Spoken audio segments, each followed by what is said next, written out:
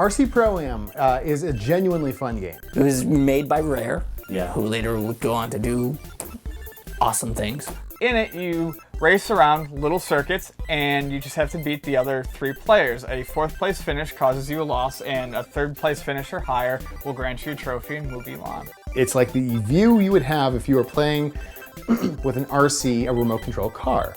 You moved with the course as you went around. I mean, there was a little map on the bottom, I believe, that showed like what, you know, where the other cars were and where you were on the track and maybe what turns coming up. You could collect letters to spell Nintendo, which would give you an upgraded car. The thing is they added some fun stuff to this, and it's not super basic. There's speed up arrows, there's oil slicks that you have to avoid. You can get rockets and bombs for firing forward or backwards, you know, to get people off your tail or to catch that first place that you're looking for. It was one of those games that really revolutionized the whole racing game and genre as we know it. A big oversight in this game was no 2-player ability, but since the screen kind of moved around, there's no way they would have been able to do it without doing like split screen or something, so there you go, 1 player. You have no friends. We had vehicular warfare on a small scale. It's like a precursor to the Mario Kart games. Right. I don't remember my neighborhood's remote control cars having missiles and bombs, so I'm not sure where they got that idea from. You wish they did. I do. It's one of those games that is so good, you really can't say much about it because it's just balls, play it.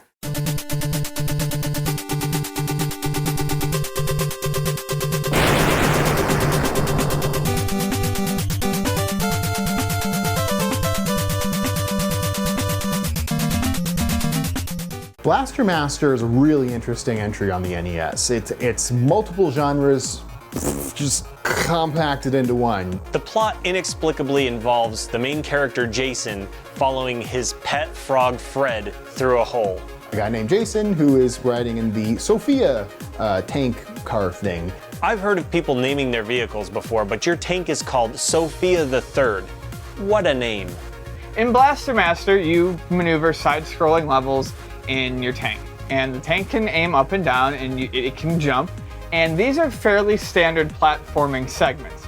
You get out as a little guy and you run around and swim around and go up ladders and into doors, and then you got the overhead stages. Each side-scrolling level has multiple doors. When you get out of the tank, you can go into these doors and you enter a top-down Zelda-like action stage, where you often find power-ups and the boss of the level.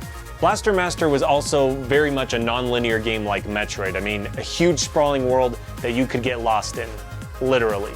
The levels are just really cool. Like, I love the graphics and the design because it's just so kind of wild looking, but it's so neat. There's so many cool things to look at. The game is notoriously difficult and only has 3 continues, but the uniqueness of it and the fact that it is memorizable and the mazes are something that you can commit to your mind did make it a very, very popular game back in the day. Have something that tried to be more and succeeded, I would say. This is a good game. Okay, now we're talking Thunderblade. 1 heavily armed attack copter. Evil forces trashing your city. 12 rounds of major air-to-ground destruction. An arcade classic. Allow me. Note my aerial technique.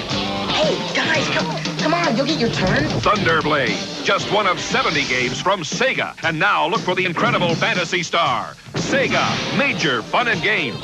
Where do they see Fantasy Star? Sega's Thunderblade, Fantasy Star, and Master Systems sold separate.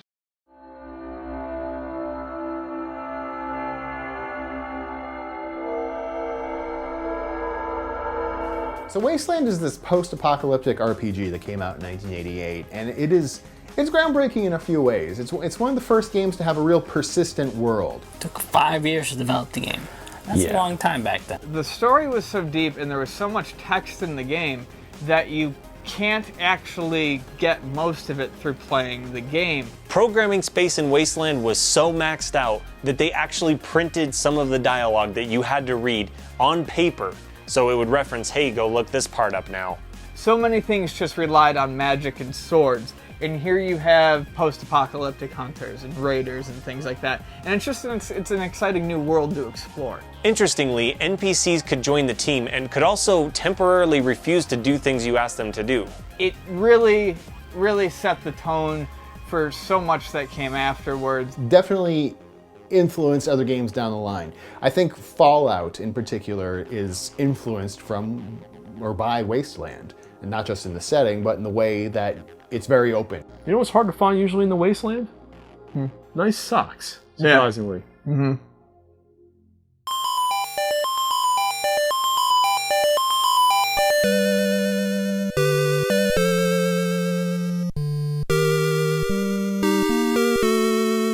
Zelda II, The Adventure of Link, was a side-scrolling action RPG.